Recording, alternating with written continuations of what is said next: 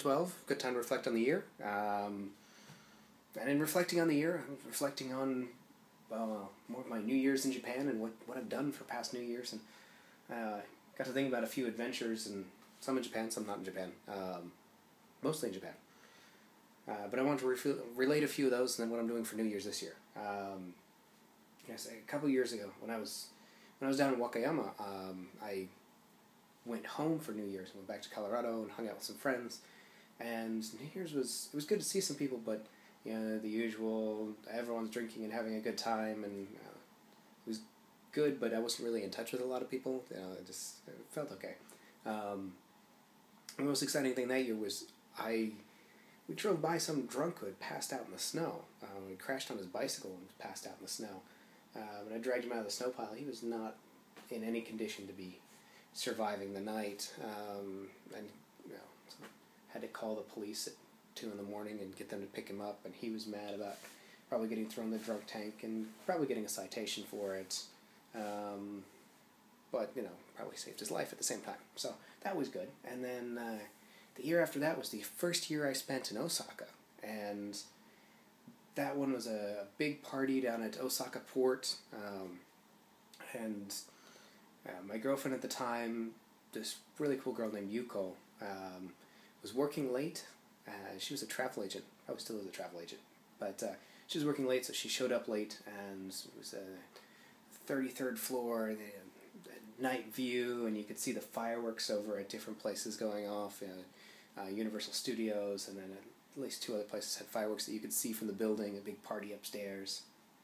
And then she and I went to some restaurant afterwards, this potato-based restaurant, which after drinking and partying sounded like one of the greatest things in the world. And different flavored French fries at 1:30 in the morning, 2:30 in the morning. So we had great French fries there. And they had some really cool salt and pepper shakers. They were really big. I had quite a few drinks. She told me, these salt and pepper shakers are really cool. I said, do you want a pair? I was joking with her. She thought I was joking with her. And we ended up crashing the night at her place. And I had said, well, we were staying at her place because it was easier for her. Her mother was going to take her for Hatsumode, the first temple visit of the year. So we wanted to make it easier on her. I said, well, I want to make sure I leave before your mom shows up, seeing as I haven't met your mom before. And she said, don't worry, she'll call first. Whatever. So we wake up to this pounding on the door. And she was in a little tiny, one-room Japanese apartment. There was a little sliding door divider between the one room that was like the kitchen living space, or no, the bedroom living space room, and then the kitchen and bathroom and entryway had a little divider between it, and that was it. And so I was really thankful that there was that divider there, and she took her time getting to the door. So I was rushing to put some clothes on and looking at the window and going, I wonder if I can jump from the balcony to the hallway. There was an open hallway out there. So I wonder if I can make that jump. And thankfully, as her mother came in, her mother insisted on barging in and said, I have to use the restroom.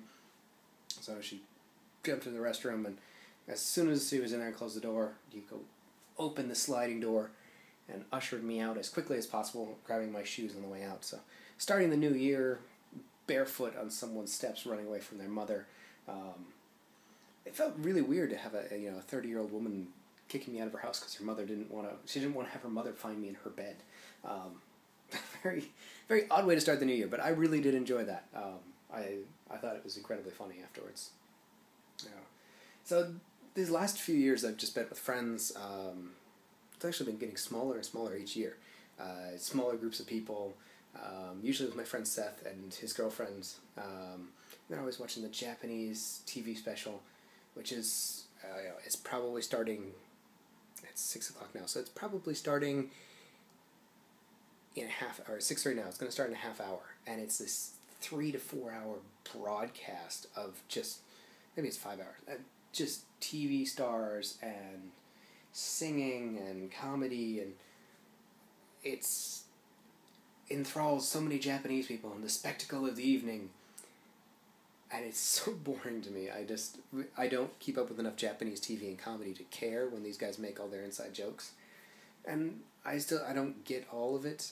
Maybe language skills and other things, but you have to know these people and why it's funny that they do these things.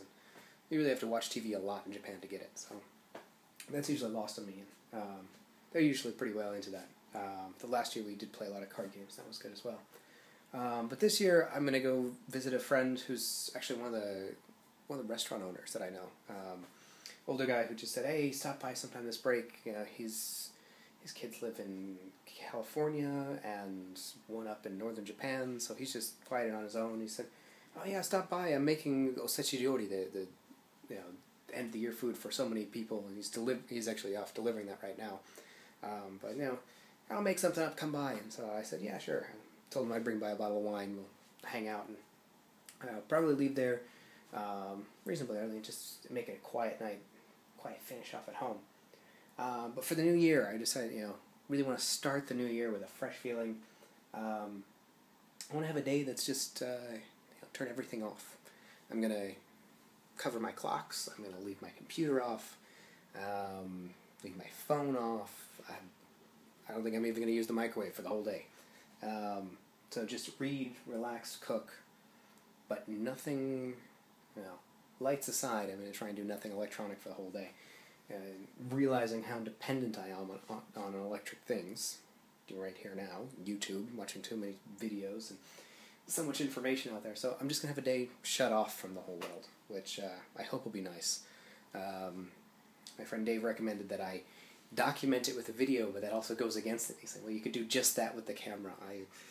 I know, I'm debating it. I think I'm just going to take a short book, read it cover to cover, and cook, and maybe write letters to people.